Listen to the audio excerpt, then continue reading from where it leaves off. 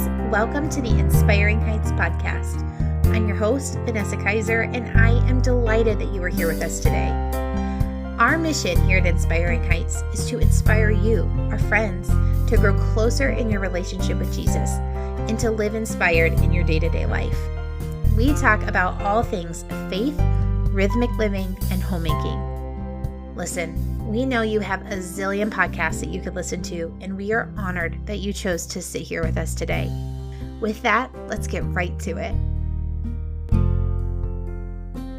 Hi friends, welcome to episode 43. I am so excited to be joined by my husband Ben today as we move into part 2 of the Let's Talk About Money series.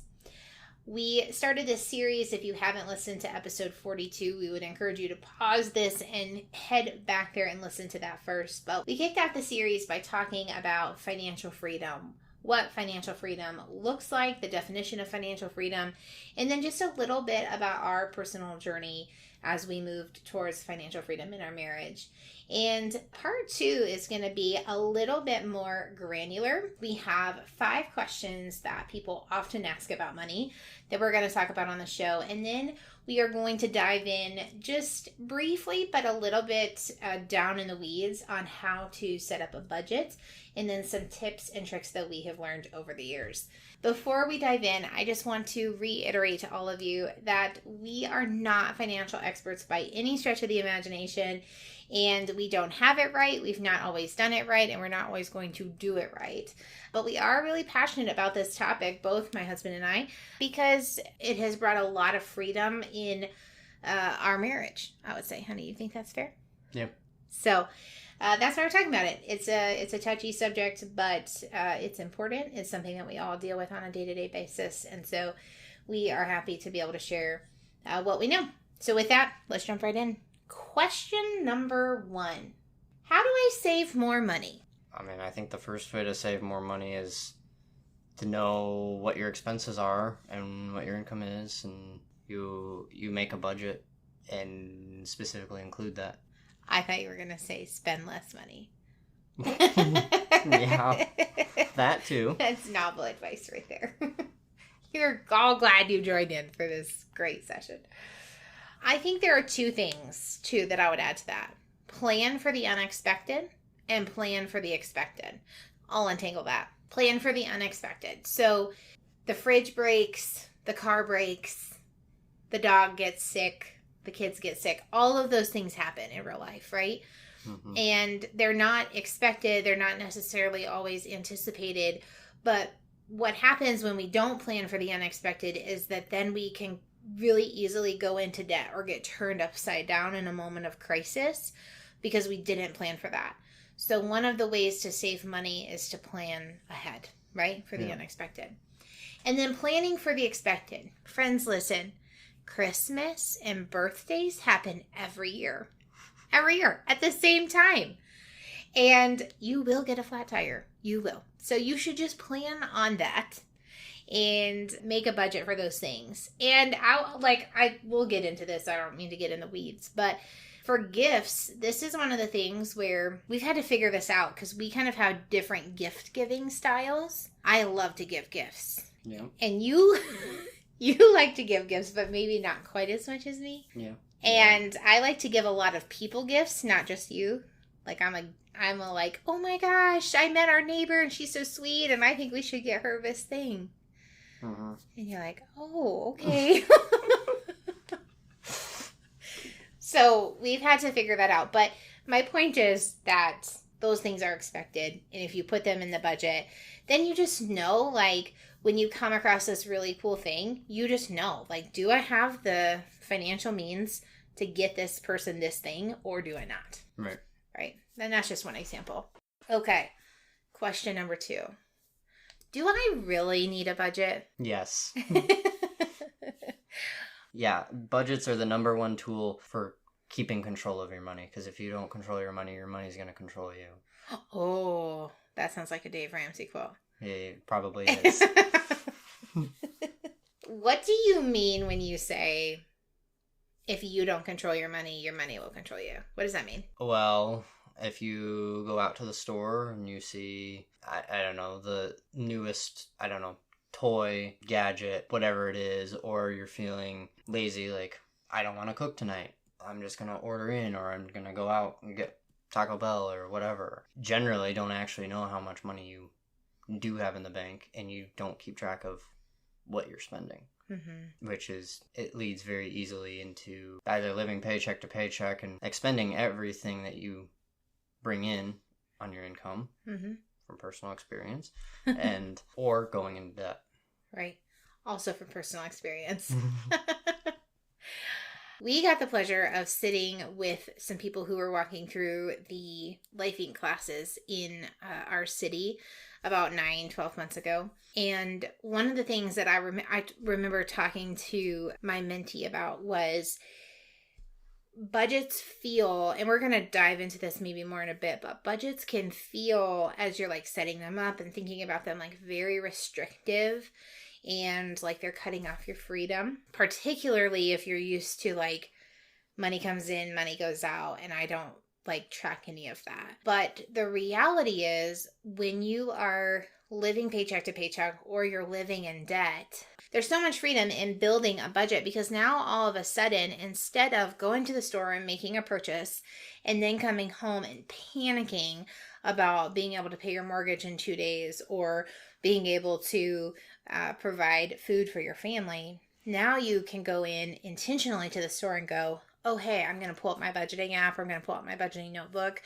And I know, based on what I'm seeing here, that this actually isn't a good time for me to buy that. And there's actually so much freedom in that, because it takes away the questions. It takes away the wonder. Like, I don't have to actually make that decision anymore. My budget helps make it for me. So I inform my budget, and then my budget informs me. Right. Okay. Next question. Ooh, you're going to like this one. Is debt really that bad? Yeah, I think it is. Man, you're just a Debbie Downer tonight. Besides, like, all the proverbs, like, that Dave Ramsey likes to point to, debt's just, it's a shadow that looms over your life. It's one more thing that you have to remember to pay. It's one more thing that sucks your money. Yeah. And yeah. Like we talked about last episode, it's just, it feels like there's like a thundercloud over your life constantly. Mm-hmm. But it's one more thing sucking finances in real time, right? So you make a decision today to go into debt, and that decision is with you now for the next, let's say, 5 years. And every paycheck from now to the next 5 years, you're dedicated to this thing that, in reality, because we are a consumer society and because we want immediate gratification, that thing, whatever it is, that new couch, that new car, that new iPhone, whatever that it is really not probably going to be all that gratifying in 6 months down the road, right? Right. So, yeah, I would say, like, my response to, is that really that bad? Again, speaking from experience, like, yes, it shackles you. It really limits your ability to give. It limits your ability to make choices about your life and to dream and to do the things that you really want to do. Ooh, this is actually a good one. This is a good one because there's probably going to be some back and forth on this. Shouldn't I buy this thing if it's on sale, even if it isn't in my budget? I think that one depends on what it is. If it's something silly like peanut butter at a store and you don't have the money for it, no. If it's something larger that you need, or that you know that you will need, I guess, potentially. Yeah, I agree. So this is, it's a gray area, and it was a question that we got a lot as we were walking through those classes with mentees, right? But because it's so tempting, we have this store here called Crate, and it's like goods that come from like Amazon and Target and like all those places, right? And they're on pallets, and so they sell them, like they sell those goods really inexpensively. And we love that store. Like, we love going, it's awesome. But there's like something to be said for going in there and being like, oh my gosh, this electric tea kettle is only $6. And you're like, super, but you don't need that.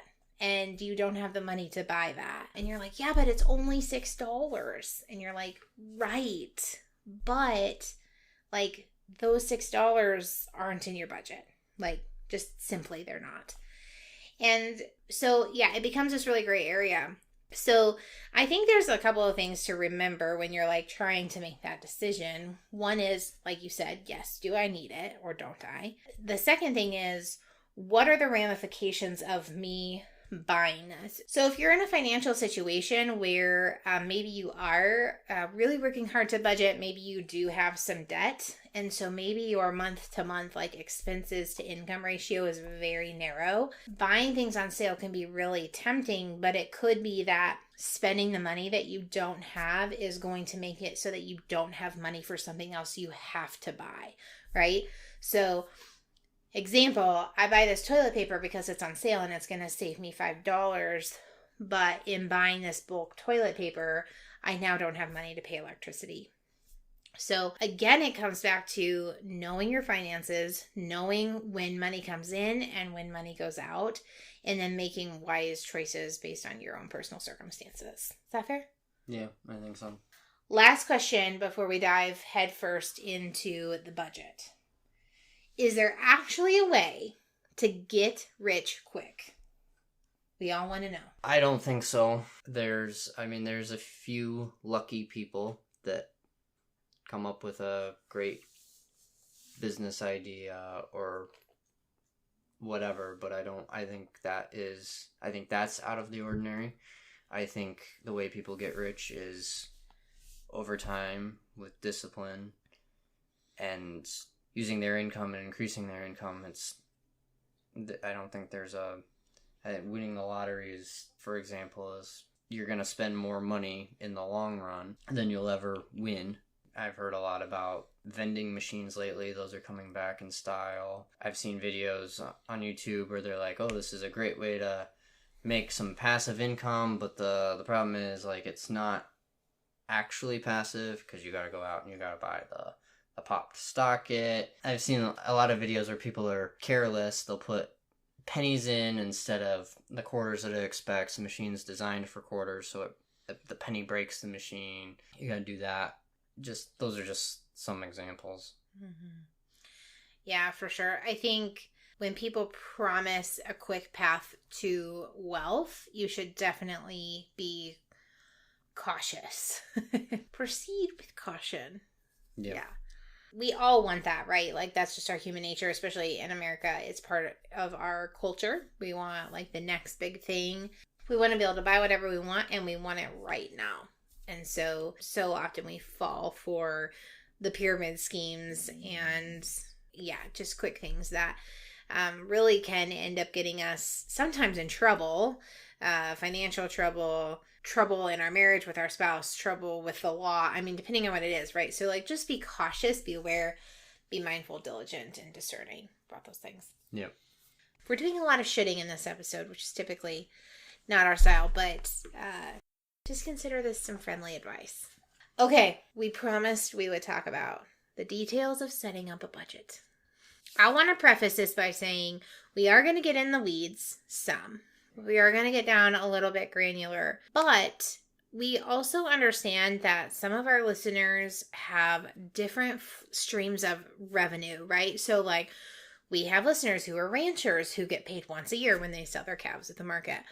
And so then their budgeting method and practice looks so much different than someone who gets paid every 2 weeks. And so we don't mean to put a blanket on all of those things. So we're going to try to stay high enough level that this is applicable to you no matter what your life circumstances.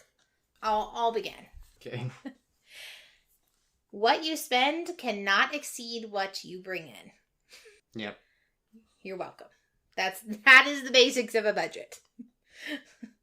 Your income has to be more or at least equal to your outgo.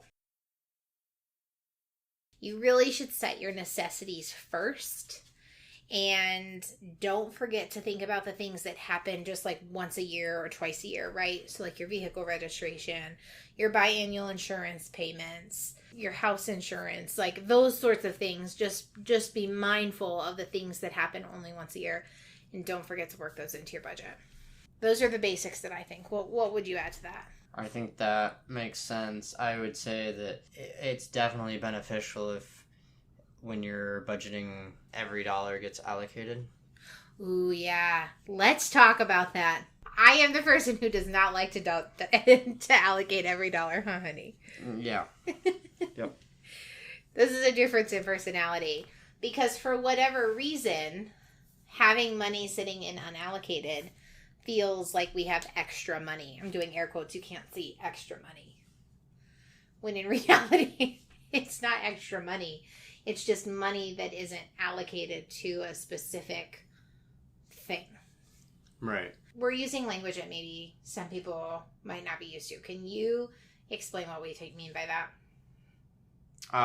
Yeah, so basically, like, unallocated would be, you've gone through your whole budget and you have this money left over out of your paycheck or whatever, and it doesn't have a defined purpose. Whereas if you have everything allocated out, even if it goes to a miscellaneous budget or a unanticipated, at least we know that it is specifically for that purpose.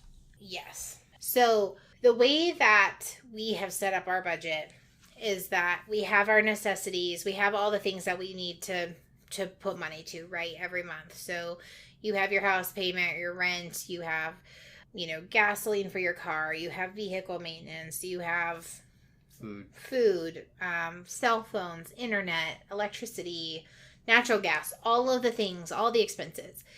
And so you actually step it back. So food is $200, like my budget for food is $200 a month. We get paid 4 times a month. So that means that every paycheck, $50 is going to food, and so on and so forth, right? And so when you get done and all of that money has been allocated, and then you have this like kind of leftover to go, like, where does this go? Mm-hmm. So does unallocated money always need to go into savings? No. Yeah. So hear that, friends, right? Unallocated, I agree with that. Unallocated money does not always need to go into savings. Some of the ways that we make decisions about that are, hey, we haven't bought clothes in a while, and we're going to need some coming up. Like, I need some new dress pants, or I need some of this or that. Now, we have a clothes budget, but it's, for us, just total transparency, it's a little bit on the light side, right? Our clothes budget. Yeah. So when we get into a season where we're like, hey, we're going to need some new clothes, we'll take some of that unallocated money and we'll intentionally put it in the clothes budget. Yeah. Yeah. And same is true for, hey, we want to save for a new smartwatch, or we want to save for this new thing that we don't have. We can take some of that unallocated money and put it in that budget line. Yeah. What are some of the best tools that you've used for budgeting? I think the most common thing is Excel. I don't personally like it. But what I like is, we use Good Budget. Highly recommend. 10 out of 10. Yeah, that one's pretty simple to use. You can set up the budgets. You can set up your different bank accounts, so you can have your envelopes. Give like an overall overview of your money, but you don't have to worry about like, oh wait, this came from this bank account. You just when you go and you do your transaction, you say like, I spent it out of this bank account. And I've never used Every Dollar, but that's the Ramsey one. I think it's very similar, except I think they force you to not have unallocated. We did envelopes when we first got married. We used envelopes, right? But that one doesn't sync data. Right. So if you are sharing a budget with your spouse or a roommate or something like that, envelopes is probably not the best solution. Yeah. My listeners know I'm a huge pen and paper person. There is an opportunity to use a fun pen and a cute piece of paper. I want to do it. But I'm going to tell you guys that I am actually the biggest fan of using an app for budgeting because it's simple, it's sustainable for us, it makes it so that it actually happens. If I was using a notebook and writing down transactions and like having to calculate, I would never stick with this ever, ever.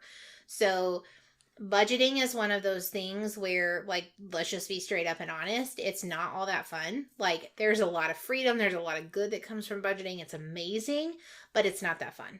So really any wall of resistance that you can remove in the process will just help to make you more successful in the process. Yep. I feel like over the years, we have learned some like tips and tricks for budgeting. What would you say your top couple are? One thing that's nice is when you're going through your budget and figuring out the monthly payment, don't budget it. Well, if you have the margin, don't budget specifically that amount.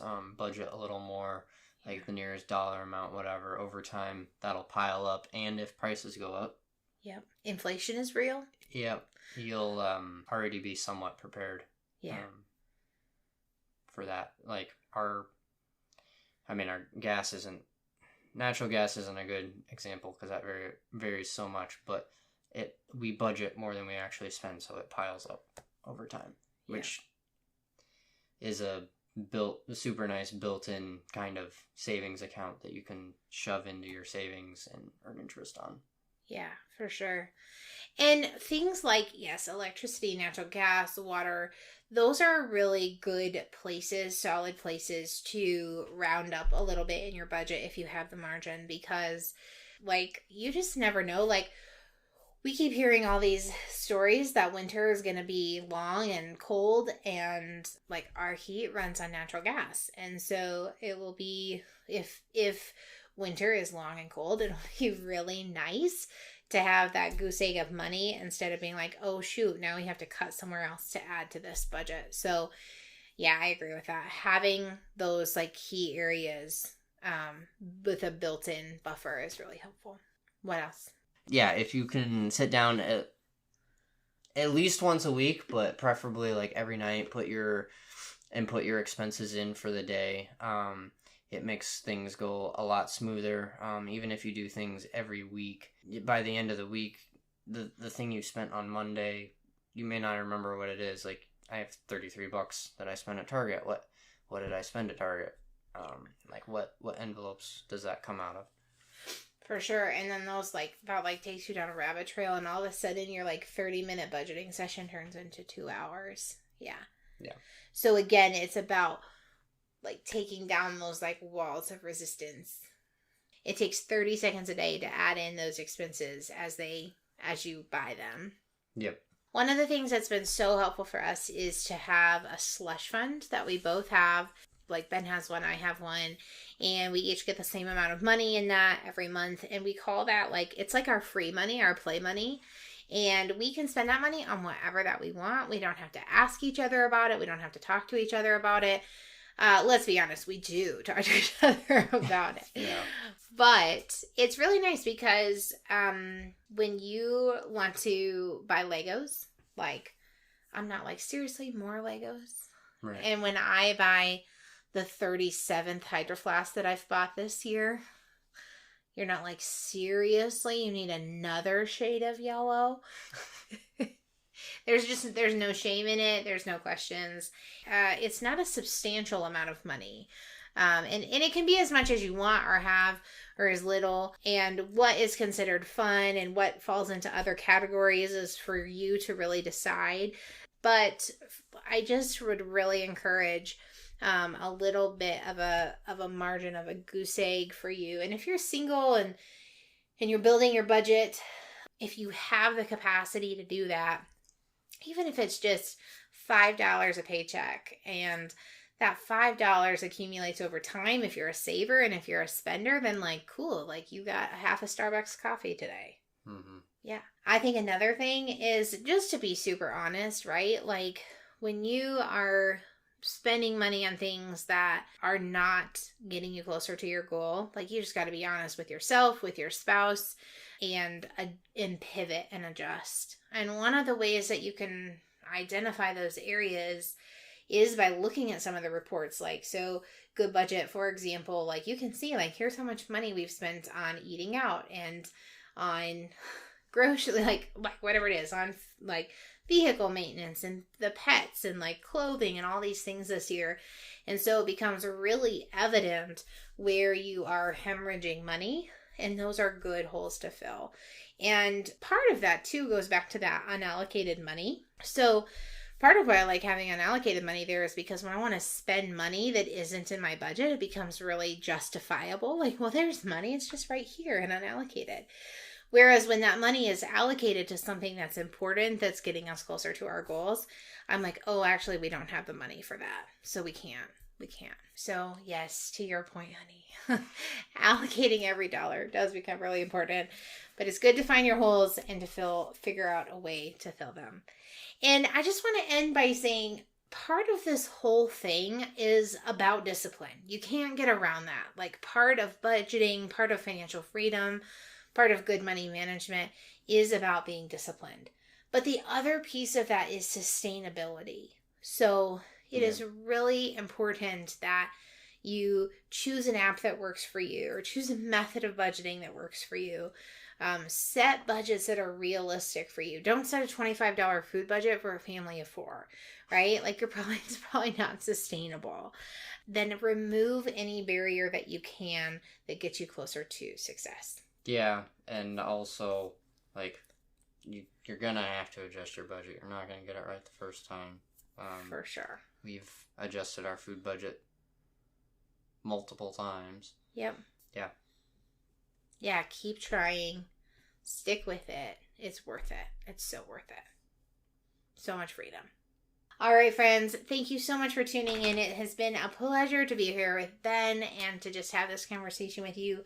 We hope that it's been helpful and inspiring and encouraging to you. If you have any questions that you would like us to answer, we'd love to hear from you. You can shoot us a DM on Instagram or Facebook at Inspiring Heights, or you can contact us on our website using the Contact Us form at inspiringheights.org. Before we go, I always ask, what's been inspiring you this week? I think this week, like, it's been cooler, nicer to be outside. All right, honey. Thanks so much for being here. Friends, thank you so much for listening in today. Don't forget to subscribe to the podcast so you never miss an episode. If you're so inclined, we would love for you to leave a review of the show wherever you listen to podcasts.